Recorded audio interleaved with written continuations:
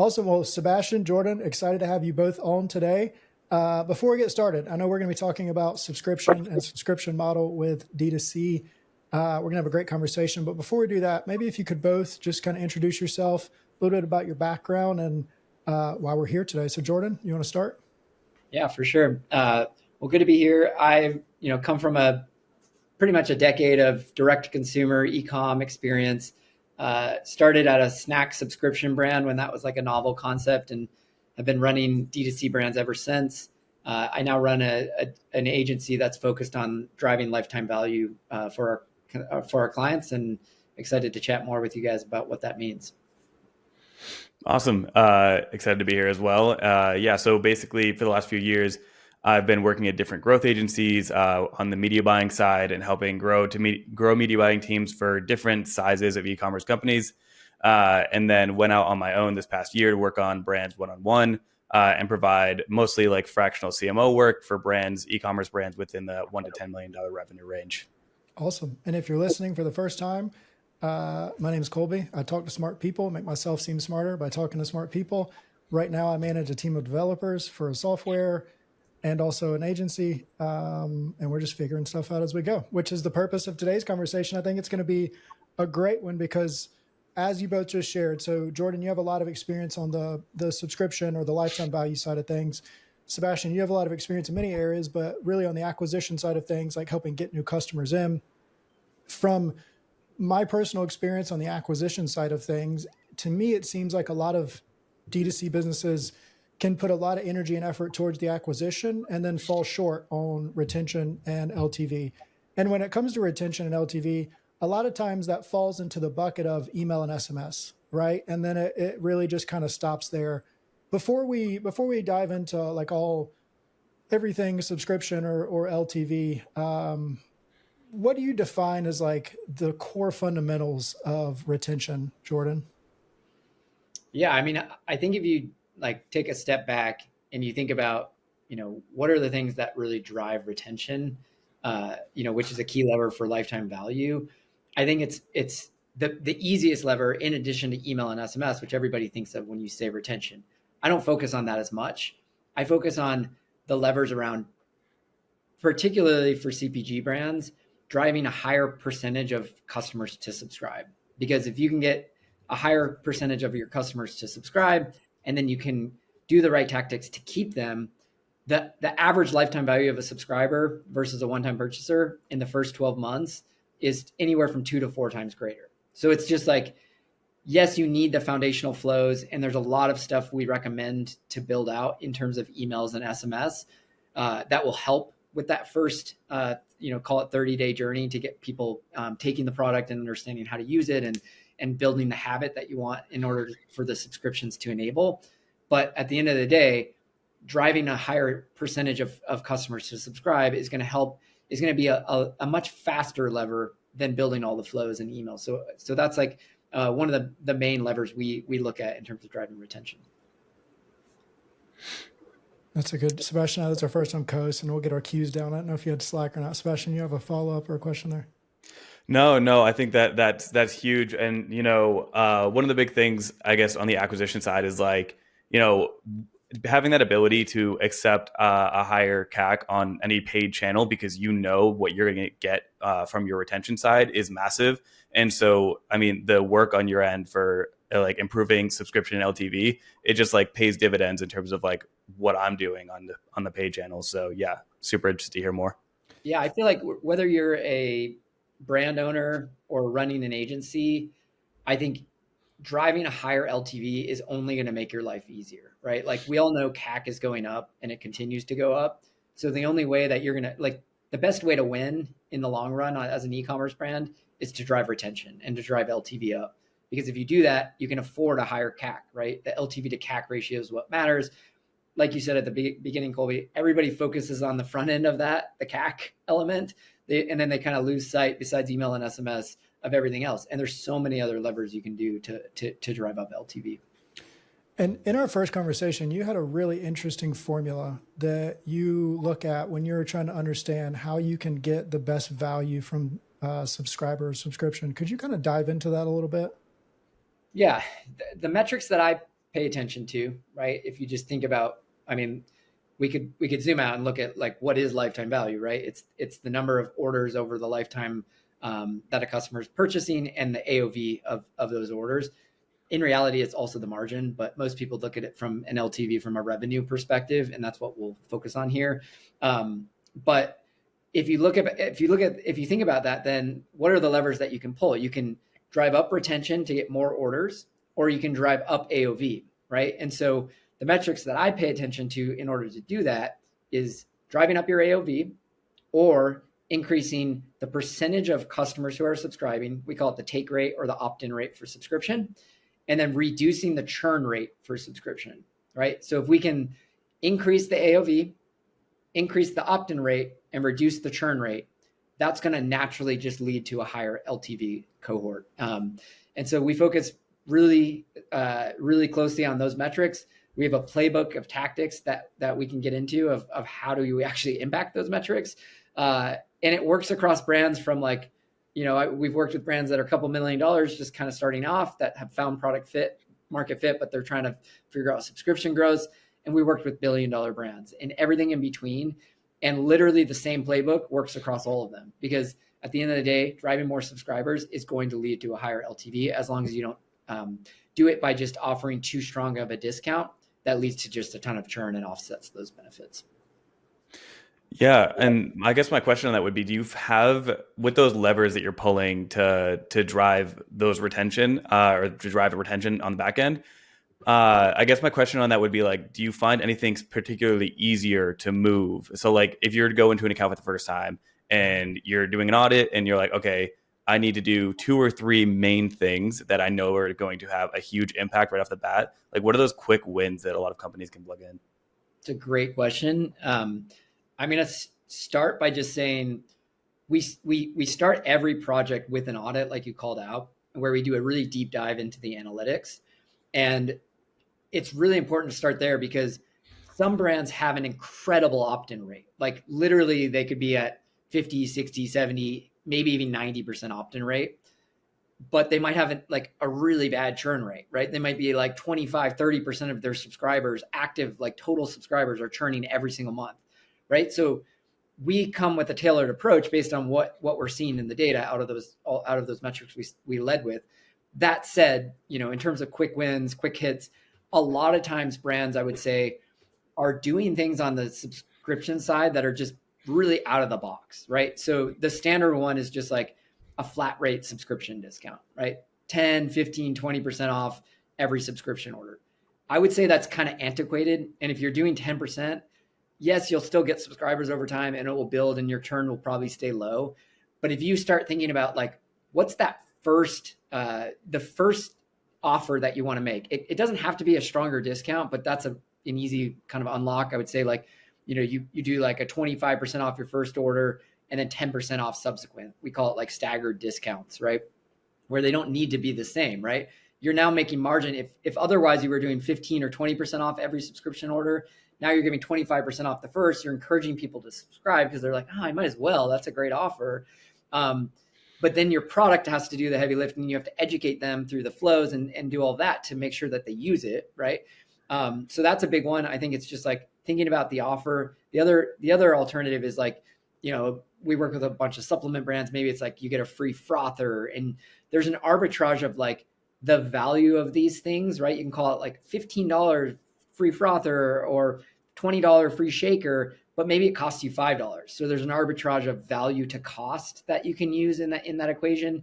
And then a lot of brands, the clever ones, will use like the discount that they see, marking it off of the total, like the shaker plus the bag of supplement or the bottle of supplement that maybe you were taking. So that's a really great tactic.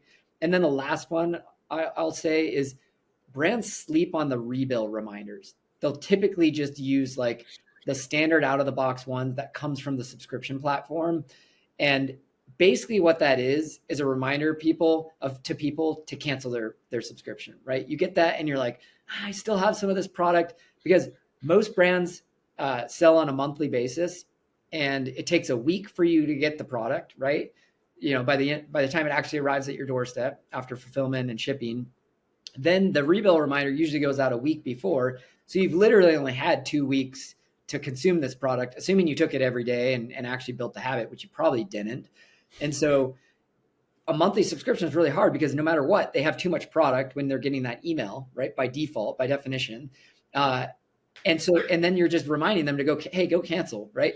So unless you make it really easy for them to skip or delay or do things that maybe it gives them some time and maybe like call that out even, they're probably just going to go into their platform and cancel. So that's another big one that we focus on with our brands when we like quick hit that we usually see as an easy win.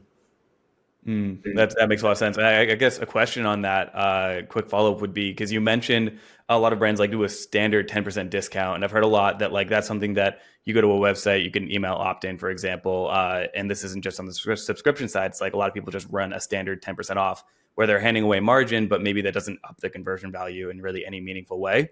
And I would assume that's like one of the main issues or problems that you see that brands are running. But I guess on your side, do you see if a brand is to offer a discount of like 20, 30% to go and like subscribe, do you think that that results in like a lower quality consumer, like people who don't stick around as long because they're getting heavily discounted products up front and maybe they don't stick around as long with the brand? Is that something that you see on your side? I think every brand is a little different. If you were previously giving 5% away and all of a sudden you went to 30%, that would be a pretty dramatic change. But if you're giving 20% and you went to 25 or 30, like that's probably not a big deal. So I think it depends on the brand, it depends on the margin, and it depends on the profile of customers that they're acquiring, how they're acquiring them, whether it's paid or not. I like to think of it as like you want to make subscription such a no-brainer that everyone wants to do it, whether you're a first-time customer or a returning customer. So we track both. So we track like the percentage opt-in rate for subscription for new customers and for returning and for overall. And that's an important metric to pay attention to. But I think what we've found in terms of to answer your question specifically, if you give too much margin away, if you give like too much of a discount up front, you do start attracting deal seekers, which are really low LTV cohorts, right? Generally, it's as you go above like 30, 35% is where you start to see the churn outpace the opt-in rate. Because like by doing tactics like defaulting to subscription, right? Where when someone clicks on the product, now they're automatically, defaulting to the behavior that you want, which is subscription. It's another easy, quick win. You might get a little more complaints or a little more confusion about that. But as long as the opt-in rate offsets that churn rate, it's going to compound over time and be beneficial. So I think it's important to like test your way into that, not go too extreme, and then measure the results, right? And you can get a pretty early read like after the first few weeks of how that customer's retention rates trending. Well, you saying test and measure is actually segues into the question that I had, because I'm kind of curious for anybody that's listening that's either A, looking for someone to work with, or B, trying to figure this out for themselves. When you start with a brand, so I know you said you do an audit and then you kind of go in from there, but when we're talking about Facebook ads, for example, it's, frequent checks in the ad account, can be daily, it can be whatever rhythm you have, looking at optimizations on new campaigns, et cetera. And you're always trying to, I don't say fight the algorithm, but work with the algorithm and kind of go in that direction. Yeah. With your work, like how frequently are you optimizing things? What are you generally looking at first? Do you try and go MVP with as few steps as possible and then kind of build out? Like, what does that look like? And how could somebody take what you say to either build their expectations for a partner or kind of leverage that to use for themselves? Yeah, it's a great question. So we do a pretty robust audit, right? Like it's honestly where we do the majority of our work up front. We'll do usually we'll come back with like a 20 to 30 page document that has a ton of maybe 40 to 50 recommendations where you could do a host of different things, right? Everything from, we look at the initial website experience that's focused on AOV, like tactics to drive up AOV, all about merchandising. So that's like buy more, save more tactics. Are you doing upsells, post-purchase, in the cart, bundling strategies, all of that stuff, right? That's all about the AOV. Then we look at the subscription experience, things like your offer, the way you're promoting it, all about the website experience of how it's being showcased, gifts with purchase, things like that. Then we go into the post-purchase experience, And those are all the tactics to reduce churn. That could be, loyalty programs, free gifts over time, churn cancellation flow, tactics to drive people from monthly to quarterly subscriptions, a ton of things that you can do to move the lever there. And then lastly, we also look at email and SMS. We're not email and SMS marketers, but we look at it through the lens of, are you doing the right tactics to drive subscription, or are you doing things that are actually like preventing people? Like a big one that a lot of brands miss is they'll say say they're giving 10% off on their website for subscriptions. Then they offer 10% off in their welcome offer, right? For anybody who comes and joins through the pop-up. They send that now someone's indifferent, right? If that doesn't stack on top of their subscription discount, and usually they don't, now the customer's indifferent between the one-time purchase and the subscription. Why would they ever subscribe, right? There's no risk of taking the one-time purchase in that experience. But if you allow it to stack, well, now you can message it as get 18% off, right? The 10% and the 10% stacking on top of each other off your first subscription order, right? You've done nothing else different, but you've just marketed it differently and allowed the stacking, and that can have a big impact. So I think that's a big part of it, kind of working our way through all of the different elements of what an audit entails. And then we rank order them. This is, long-winded way of answering your question, but then we basically create impact to effort scores where we look at the projects that are going to have the biggest impact for the least amount of effort. And we score them on a 1 to 5, each of them. And then it kind of spits out the prioritization, right? So now you have a roadmap. Now you've identified here's 40 or 50 things you could do, but here are the top 10 things that are going to have the biggest impact for the least amount of effort. And some of those a lot of those are the things that I answered Sebastian's question with, the kind of easier lift projects that are going to have the biggest impact. A lot of it's around opt-in rate, right? Like how can we tweak the offer, make the way it's presented much more favorable, buy more, save more tactics. Like we call it subscribe more, save more, because what you really want to do is get people on like a quarterly subscription where they're getting three of the units every 3 months instead of one unit every month, for the reasons that I mentioned earlier around monthly challenges and churn. And then what we typically will do is then have kind of a 6-month roadmap. We tend to these things take longer, right? Acquisition, I think you can get a better sense of in the first few months. Retention is going to take time, right? It is a longer term play where you're measuring in months, not weeks. But I think the opt-in rate side, you can make movement in right away and drive. You can measure that in real time, like how that's performing. We can look at that sometimes on a daily basis. I would say typically we look at the data on a weekly basis for all of our clients. We actually pull the key KPIs, everything I've mentioned so far on this call. We pull that for every single one of our clients on a weekly basis, so we can look at trends on a weekly basis. And then as we roll out these, we call them experiments over time, right? That project plan that's been prioritized. Now we've rolled out experiments. We can measure the impact of those on a weekly basis. So that's kind of how we think about it. Okay, perfect. That actually answers one of my main questions I was going to have is exactly how you're measuring the impact, because obviously this moves slower, right? You're going to be increasing the amount of subscription, which goes out to LTV and the amount spent per customer, and that's going to take months and months to actually measure. And so that week over week analysis is actually super helpful. I guess one question I would have around basically your ideal setup. You're doing this in so many different brands on a daily, weekly basis.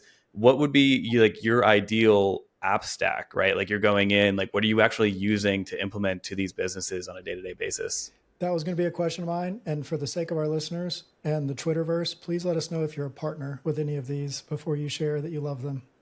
Yeah. I partner with all, I try to stay pretty agnostic to technology from a subscription perspective, because every brand has different needs, right?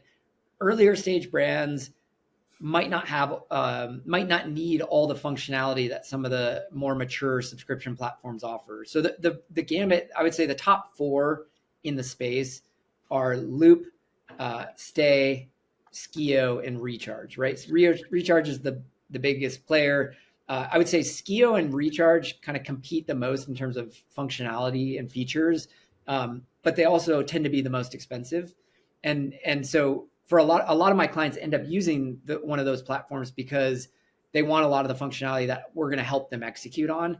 But if you're an earlier stage brand and like cost is really critical and that's like what matters most, and like stay in loop, have a ton of the functionality that those others have, that might be a better opportunity for you today, right? So it kind of depends on the brand and what their needs are and what their longer term priorities are.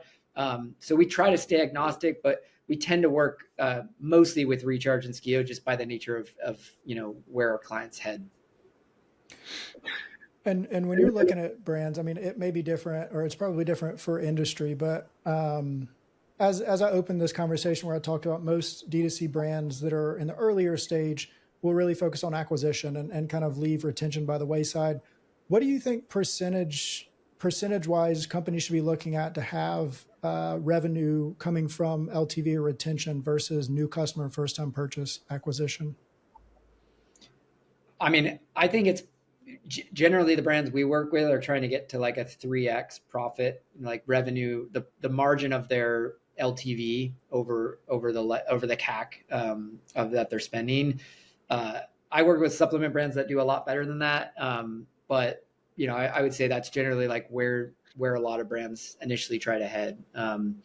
But transparently, a lot of brands, especially when they're earlier on, that's not there, and it takes a little while to get a read on what that looks like. And so, what we typically will do in that scenario is look at the payback, right? And what you can get a much earlier read on is the payback of a subscriber versus a one-time purchaser or overall payback. And generally, you want to see that as soon as possible. I'm sure, right? Like in the first couple months. But generally, at least by month 3, anything more than that, months 3 to 6 it's getting more challenging. So I think I think a lot of brands don't look at that, or a lot of agencies even don't look at that through the lens of subscriber versus one-time purchaser, and that's where like the profitability of subscribers is way greater and the payback period is way faster. Yeah, I made a note on this, guys. So I was so curious about this, but you had mentioned quarterly versus monthly subscriptions. And so what's the actual like impact that you see shifting from a monthly to a quarterly model for a lot of brands? In my experience, I've seen mostly monthly. So I think that's just interesting to find out. Yeah, it's like a newer, I would say some of the more sophisticated subscription brands have been doing this for a little while and seen really good results with that. And we definitely encourage, if you think about it, like if we just like zoom out, we're thinking about it through the lens of it's kind of like a buy more, save more, right? Like a bundling builder where instead of buying 1 unit, which is monthly, you're buying 3 units, right? And so you as a brand, if you're shipping all 3 of those units at the same time, you can afford, because you're not shipping 3 individual packages, you can afford to offer more margin, right? You can offer a bigger discount. And so you're incentivizing, it creates this win-win scenario where you're incentivizing the consumer, in this case, subscriber, with a higher subscription offer. And you're able to do that. Like we do a margin analysis. We actually help brands. We have a worksheet where we show examples of different experiences that work really well in this space. And then we have a worksheet that basically you put in your price, you put in the discounts, and then it spits out, and then you put in your COGS and it spits out kind of all the margin. And even if you offer a steeper discount, oftentimes you're still able to do it and have the margin work because you're basically locking in the AOV, the LTV up front, and you're able to share a little bit of that benefit with the customer. And so a lot of brands are moving in that direction. And for the reasons I said earlier, it's like you're not getting this 2-week window where they can actually try the product before they get that reminder. Now they have 2.5 months, right? And that's plenty of time to build a habit, right? That's actually the ideal time. And some brands will even do 6 bottles every 6 months, right? Like depending on the format. So, and then you can operate even steeper. And now your payback's on the first order. And what you tend to see is like the AOV goes up, the opt-in rate goes up. It's like everything that you want. And then you actually have the time to train that customer on the behavior you want, which is the habit, right? And that's where that is where the email and SMS flows become really important, right? Product usage, how to take this product. When should I start feeling the benefits? Like what are the benefits? Like all of these things. And then what gets really interesting is like over time, right? You can look at the cohorts of customers that's essentially the subscribers that stay on the longest and look at where your retention curve starts to flatten. And then you can actually start surveying those subscribers, right? And say like, those are our ideal subscribers. And I didn't invent this concept, but I learned from another subscription expert who taught me a lot about churn mitigation. And his whole thing was like, if you research and survey the subscribers who are your ideal subscriber personas, and then you learn about like what problem were they trying to solve, how did they build the habit, like how did they consume this product? This now leads to like you acquiring the right types of customers, right? So now it feeds into your acquisition, and you can almost say like retention starts with acquisition, because to your earlier point, if you're just attracting deal seekers and things like that didn't have the right, or if you're messaging benefits or solving problems that you're not actually doing, it's not going to lead to retention. And so this is where actually you get a ton of data from your best subscribers, and now you feed it back into your acquisition engine, and now it's going to lead to like a lot more subscribers that stay on. So that's another, I'd say, huge unlock that you can do from a research component that goes back to acquisition. Yeah, I actually had a follow up. So basically, when you're looking at this, and this actually circles back to an earlier question I had around like the quality of the people subscribing. And so, during Q4 is Black Friday, Cyber Monday, everybody's gearing up for it. You're trying to you're firing up all the engines. You're going to just like go crazy, spend a ton, and acquire as much as you can. Do you tend to see a significant drop off in the terms of the buyers that come in during that period, in terms of the quality? Like, do they come back less? Or are these people who maybe have been waiting to purchase from the brand for a while and they actually stick around for a long time? They just wanted the right moment? Yeah. I mean, a couple of things, right? First of all, you need to make sure this is like very timely for Black Friday, right? As people are thinking about it, what brands often miss is they'll do just a site-wide discount, and then they forget about their subscription discount, right? So let's say it's 20% off or 25% off site-wide. If you don't make your subscription discount more enticing than that, why would anyone subscribe? And so what we see with a lot of brands is they'll do 25% off site-wide, and now their like subscription discount is like the same or even lower than their one time. It's like a huge wonky experience. So you always want to at least have a delta of 10%. That's kind of what I would say. Whatever your site-wide discount is, add 10%. That's what's going to encourage people to subscribe. And that's what's going to prevent them from not coming back. Like they're, just coming in for the one discount and they kind of just stay off. But if you've driven them to subscribe, and I like a delta even stronger, right? Like maybe it's 20% and you're giving 35% off to subscribers, like a 15% delta, then you're going to get a lot of subscribers. And yes, you might get a slightly higher churn the following month, but that's going to be like a huge unlock to you to get those customers coming back over time versus the typical, kind of wait for the big deal and then they don't come back. So I think like subscription should be a really integral part of your major campaigns like Black Friday, Cyber Monday.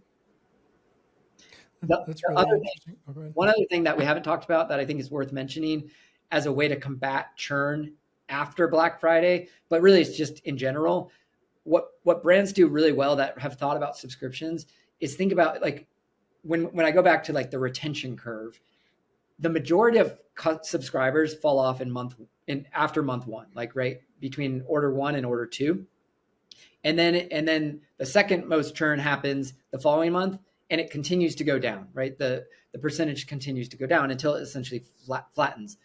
The best way to flatten that curve faster and encourage people to stay on longer is to essentially offer gifts that occur in the first few months, right? So you look at your retention curve and you look at key milestones of like, when does it flatten? And that's when you need to, maybe there's less of a need to offer incentives at that point.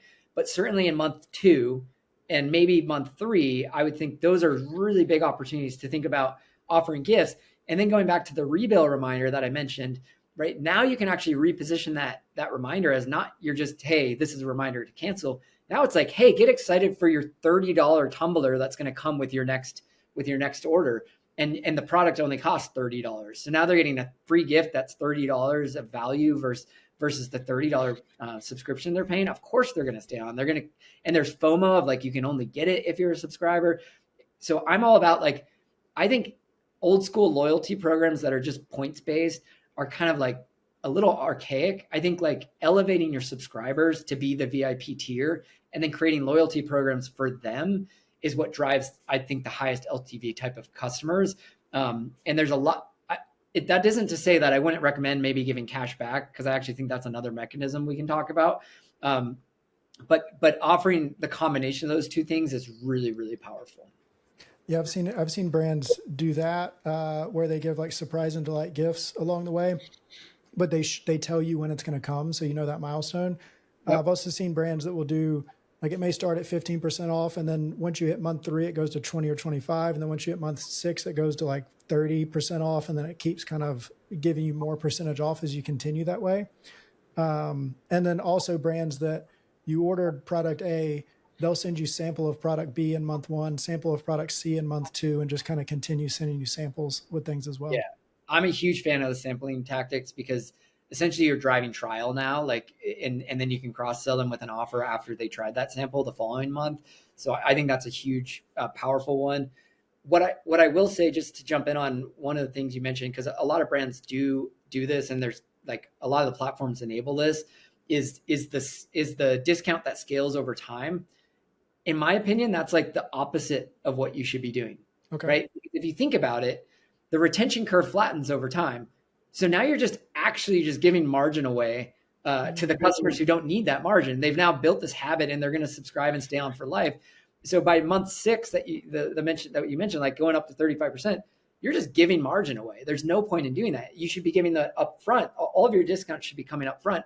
And in fact, it should go down, if anything. Obviously, probably wouldn't do that, but like that's why I encourage the staggered discount. Like, I think your product needs to do the heavy lifting after the first month, and you need to educate consumers. That's your responsibility. But if the product does its job, and you meet them where they are in terms of the problem and solution and the benefits that you're offering, they should stay on, right? And so I know a lot of brands that actually over time they've tested like keeping the initial discount high and slowly just going from like, originally it was 15% off recurring orders, then 10%, then 5%. I know a brand like they get a 90% opt-in rate for subscription, and now they give $2 off recurring because they were able to continue to bring that out without seeing a meaningful drop in retention and LTV curve. So I actually think that's like, I would encourage people to not do what you mentioned and focus more on like the first order and the first couple gifts to encourage people to stay.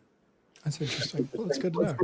Well, I feel like we still have a lot to dive into, but we have covered quite a bit in this episode. We may have to do a part 2 for retention. This is going to be something that continues to grow in importance. I remember going into 2025, everybody was talking about CRO and LTV, or CRO and retention being the 2 agency services that would be very important, just because CAC continued to increase year over year. And there was so much turbulence with Meta breaking every other day, which it still does. Side note, Zuckerberg, they just did the glasses demo yesterday, and it was a complete flop. But anyways, so would love to have you back on. Jordan, until then, though, if anybody is looking for somebody to talk to about retention, about subscription model, how can they get in contact with you, and where should they go? I would say just hit me up on LinkedIn, probably the easiest place to find me, Jordan Narducci. And I would love to chat, and down to do a part 2 for sure. I geek out on this stuff, as you can tell, and I can talk for hours. The other thing I would just add, because I know a lot of your listeners are agency owners or people who are kind of running ads. What I've found is the agency owners, or just anyone focused on CAC, the ones that track the percentage opt-in rate for subscription are the ones that really move the needle here. I think you should be reporting on that. It's your responsibility, in my opinion, to also report on opt-in rate for subscription. I think that's just like something every agency should build into their systems, because if they can drive that up and encourage the brand to be focusing on that, it's going to make their lives easier. So I'll just throw that out as a little unlock for everyone. Yeah, that could be great. Doing that with an adjusted CPA or an adjusted ROA that you would report off of, just based off LTV. Yeah. Let's get something on the books. Well, I'll chat with you after this. Let's get something on the books for a part 2 in the coming weeks as well. Well, Jordan, Sebastian, appreciate it. Great conversation, and look forward to part 2. Thanks, guys. Likewise. Talk to you later.